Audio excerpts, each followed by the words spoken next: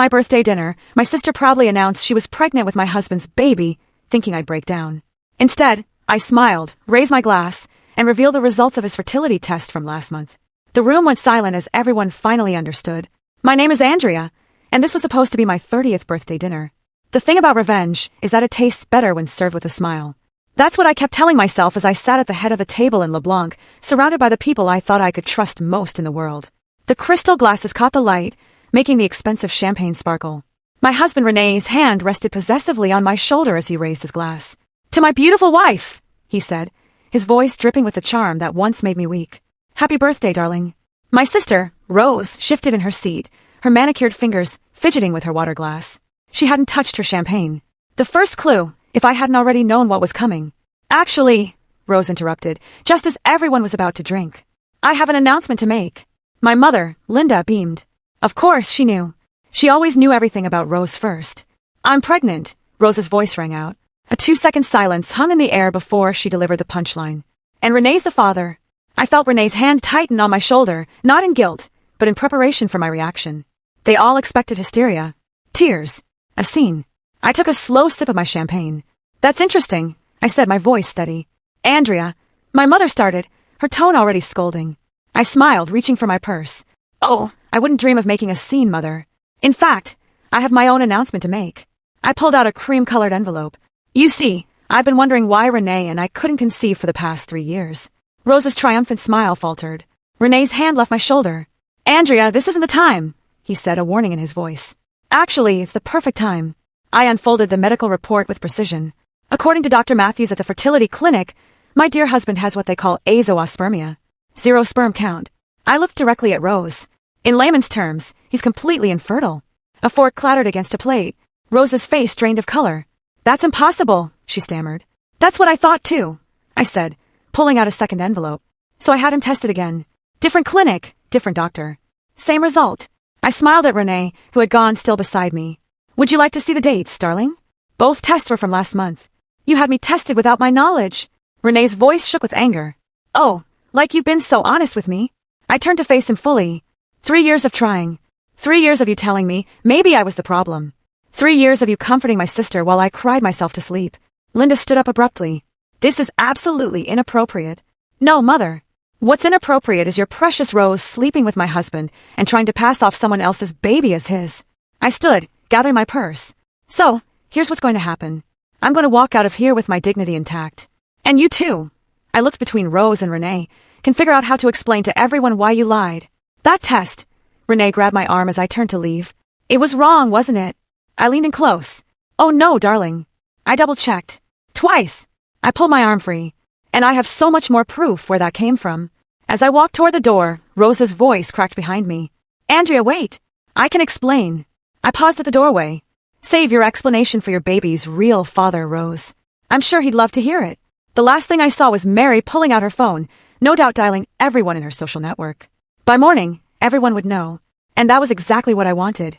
Revenge isn't just about exposing lies. It's about watching them scramble to piece together a truth they can't possibly explain. And I was just getting started.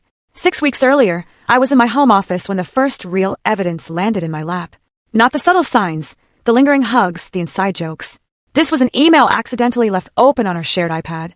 "We need to be more careful," Rose had written. "A is getting suspicious."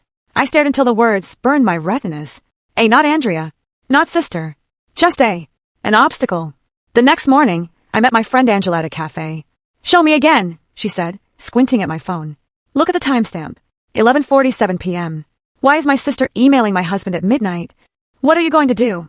"First, I'm going to visit Dr. Matthews." I stirred my coffee.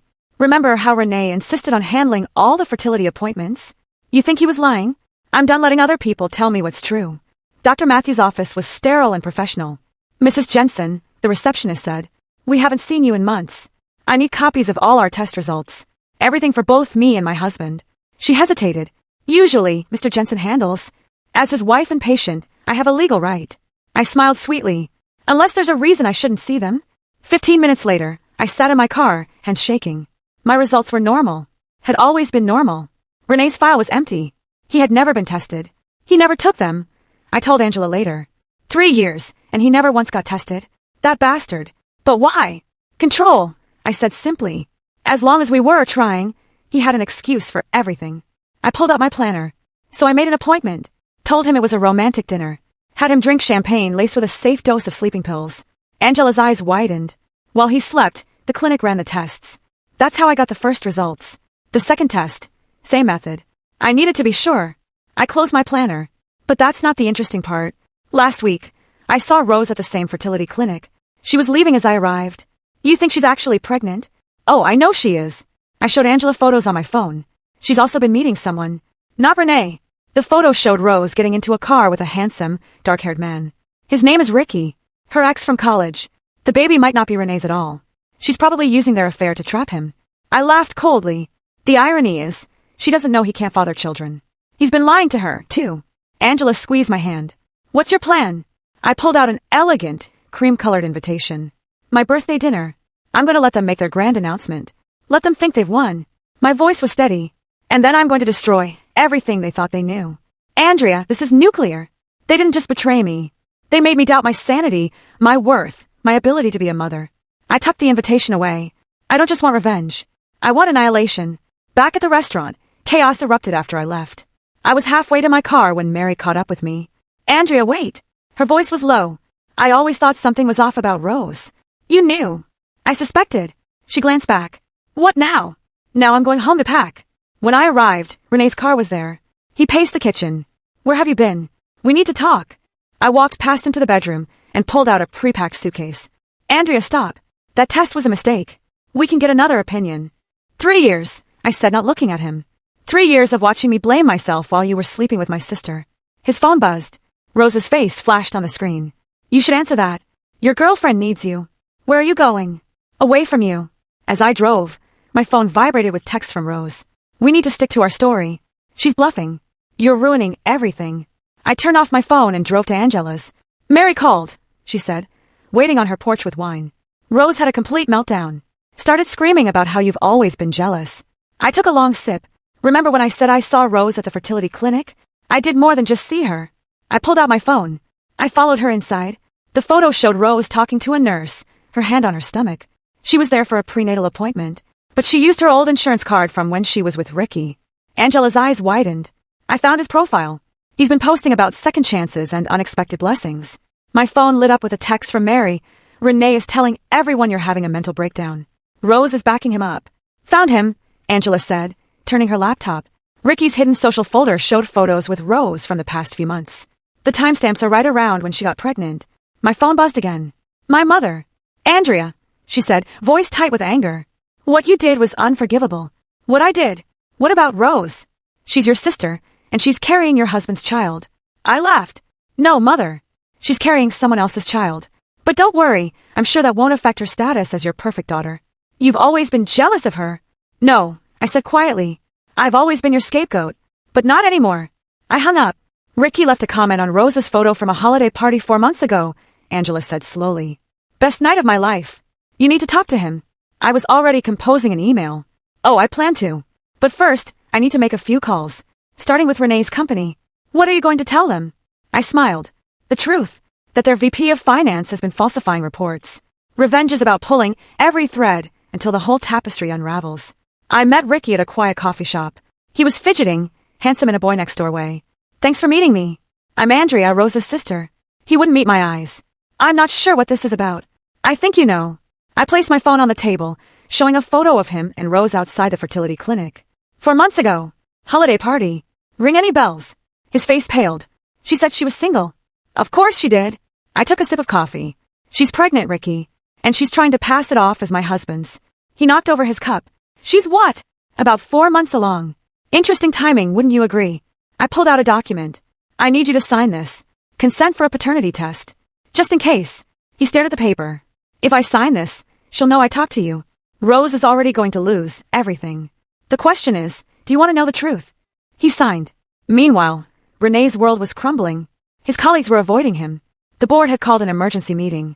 I'd sent an anonymous tip about the falsified reports, along with copies of his fertility tests. My phone buzzed. Angela, Rose just showed up at your mom's house. Full waterworks. I drove over and walked in without knocking. How dare you?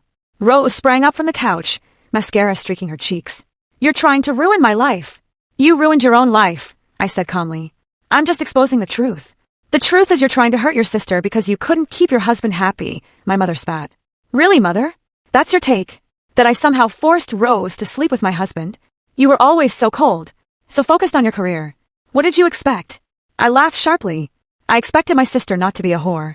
I expected my husband not to be a liar. I expected my mother to have a spine. Get out! Rose screamed. Get out of my house! Your house! I raised an eyebrow.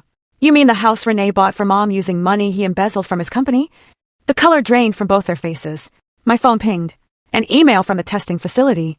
Paternity result. Match confirmed. Ricky Bowen. Perfect timing, I said, opening the attachment. Would you like to know who really got you pregnant, Rose? She lunged for my phone, but I held it away. Don't worry. Everyone will know soon enough. You bitch! Rose swung at me, but I stepped back. Like you lied about the baby being Renee's. Like you lied about being on birth control. Like you've been lying your entire life. Linda grabbed my arm. Stop this. No, Mother. I'm done. I pulled free. By the way, Renee's company just called. They're freezing all his assets, including this house. You might want to start packing. As I walked to my car, Rose's screams followed me. But for the first time, they didn't make me feel guilty. They made me feel free. The family brunch was my idea. A neutral territory with witnesses, and an excellent audiovisual system. Rose arrived first, wearing a dress that highlighted her bump. I'm only here because Mom insisted. Of course you are. Renee, my mother, Mary, and extended family filed in. Andrea, Renee started. Can we talk privately? Oh no, darling. Everything I have to say, I'll say in front of everyone. Once seated, I stood. I want to apologize for my behavior at my birthday dinner. Rose's face lit with vindication. I shouldn't have exposed your lies so abruptly. I clicked a remote. The club's large TV screen flickered to life. I should have been more thorough.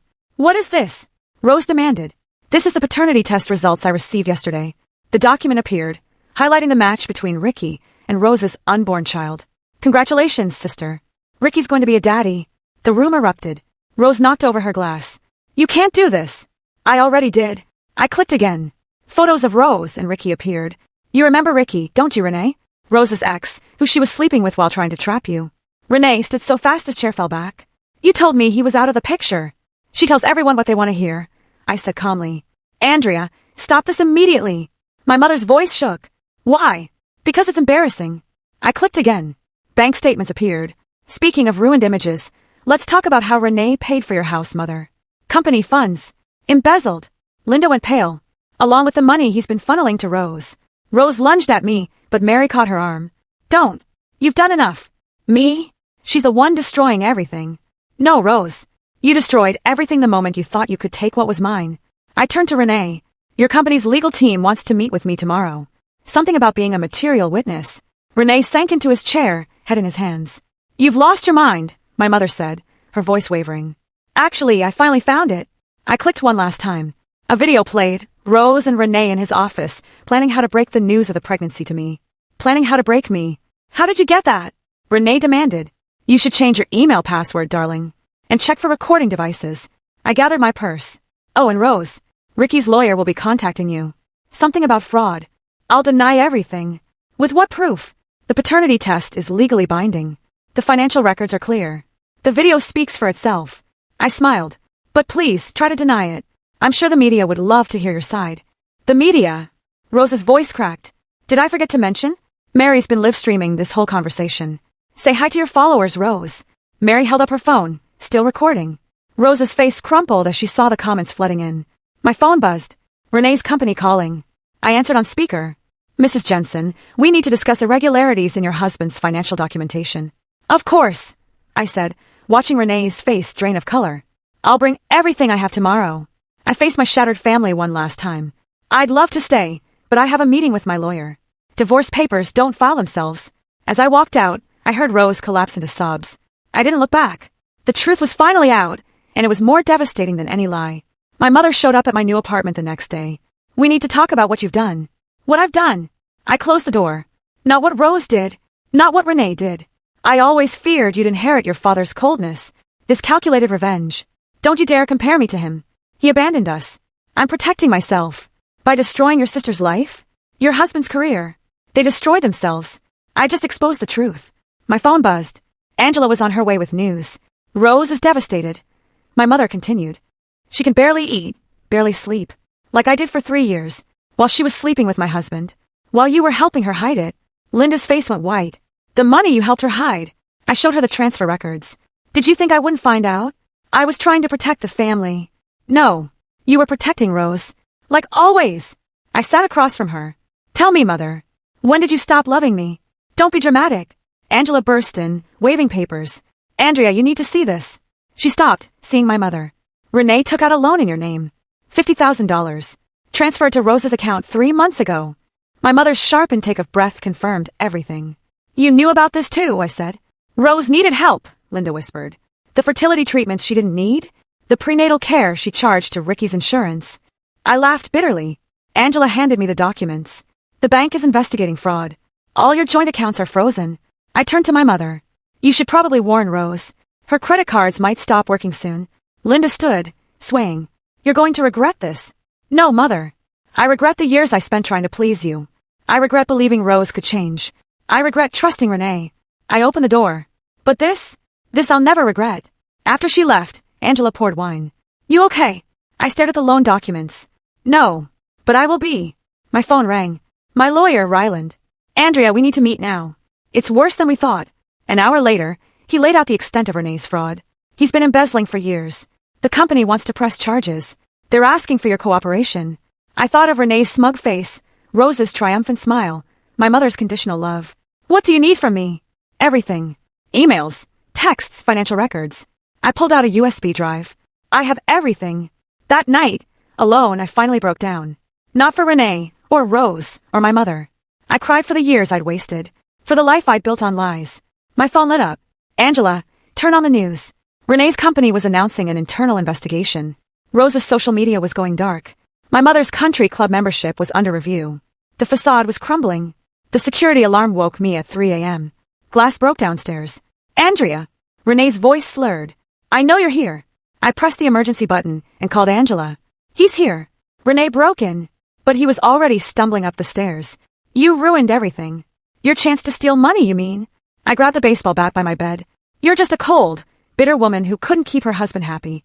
And you're a pathetic thief who couldn't keep it in his pants. I held the bat ready. Get out before the police arrive. He lunged. I dodged, bringing the bat down on his knee. He howled, crumpling as police sirens wailed outside. The police cuffed him, reading him his rights over his drunken curses. You'll want to add breaking and entering, I told the officers, pointing to my security cameras. I have it all on video. The next morning, Angela arrived with coffee. Rose's influencer status is tanking. She's lost half her followers. How tragic. I scrolled through headlines. Maternity Queen Rose Holland exposed was trending. My phone buzzed. Mary, Rose just tried to get into the country club. They revoked her membership. She had a meltdown in the lobby. I met Rose at the cafe where I'd first seen her with Ricky. She looked smaller in plain maternity wear. Come to gloat? She asked. No. I came to give you this. I handed her a gift bag. Inside was a pacifier wrapped in newspaper clippings about her scandal. Her face crumpled.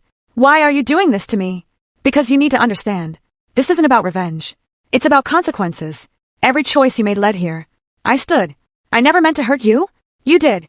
You meant to steal my husband. You meant to destroy my life. I dropped a manila envelope on the table. Ricky's lawyers asked me to give you this. They're seeking full custody. Her sobs followed me out. I didn't look back. The moving truck pulled away from my new apartment. Sunlight streamed through the windows. Peace. Angela arrived with housewarming wine. This place is gorgeous. How does it feel? Like freedom. I uncorked the bottle. Did you see the news? Renee got 8 years. The money wasn't the point. It was the lies. Rose had her baby yesterday, Angela said. Ricky's lawyer called. DNA test confirmed. He's filing for full custody. Wouldn't know. Haven't spoken to my mother since she tried to bribe me to drop the charges. The doorbell rang. Mary carried a plant in a thick envelope. Renee's sister sent this. She found these cleaning out his office. Inside were old photos of me and Renee. At the bottom, a letter from Rose to Renee, dated 3 years ago. She's too cold. You deserve better. We deserve better. They were planning this for years, I said quietly. And now they have nothing, Mary replied. My phone lit up. Ryland, settlement check cleared. You're officially a very wealthy woman. What will you do with it? Mary asked. I showed them my laptop, a confirmation email for a major donation to a fertility support organization. They help women who've been manipulated. Taking something ugly and making it beautiful, Angela said softly. That's the thing about revenge, I replied. It's not about destroying others. It's about rebuilding yourself. The doorbell rang again. A delivery from the fertility clinic. A letter offering their services free of charge, whenever I was ready to start my own family on my own terms. Are you going to? Angela asked. Maybe. But not because I need a baby to be complete. Only if and when I choose. I walked to the window, watching the sunset paint the city gold. Real friendship chattered behind me. My phone buzzed. Rose, from an unknown number. I declined and blocked it. You know what I learned? I said, turning back. They expected me to collapse. To need their version of love, so badly I'd forgive anything. But you didn't, Angela said. No. I built myself a balcony to watch them fall. I raised my glass.